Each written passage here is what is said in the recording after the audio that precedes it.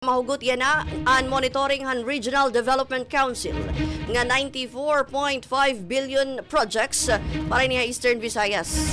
Sumala kan Maylin Rosales, RDC Vice Chairperson ng Department of Economy, Planning and Development, Regional Director nga may 1,136 nga mga projects ang ginpapatuman hanapulo nga mga government agencies nga nahiupod ha priority list han Regional Project Monitoring Committee. Pangunahon ng mga proyekto nga ginmo-monitor amuan 65.78 billion pesos ang Department of Public Works and Highways sa DPWH, 16.61 billion pesos han National Irrigation Administration, 7.72 billion pesos han Department of Social Welfare and Development, ngan 2.81 billion pesos han Philippine Ports Authority.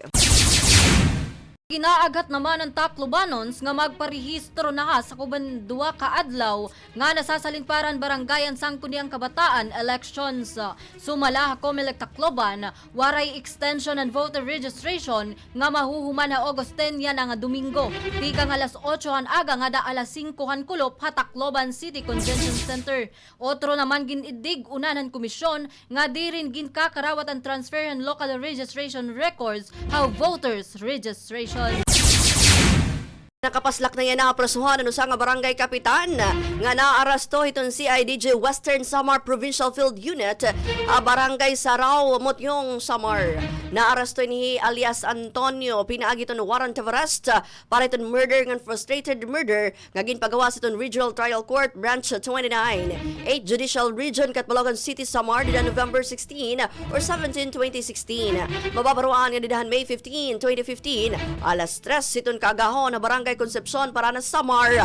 Nagpaboto ining akusado kaupod ang 14 nga mga igkasi akusado gamit iton high-powered firearms ngadto mga tropa iton gobyerno.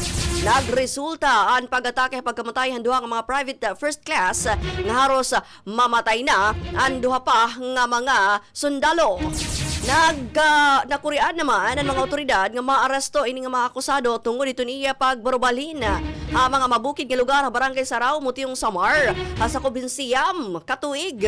Pero naaresto mahitungod han mahugot nga operasyon han sugad man manhunt operation. Nakapagrehistro na ang mga persons deprived of liberty o PDLs han Tacloban City male and female dormitories pinaagian COMELEC nga panuyo ma-update ang iratag sa voter records para han barangayan sangguni ang kabataan elections.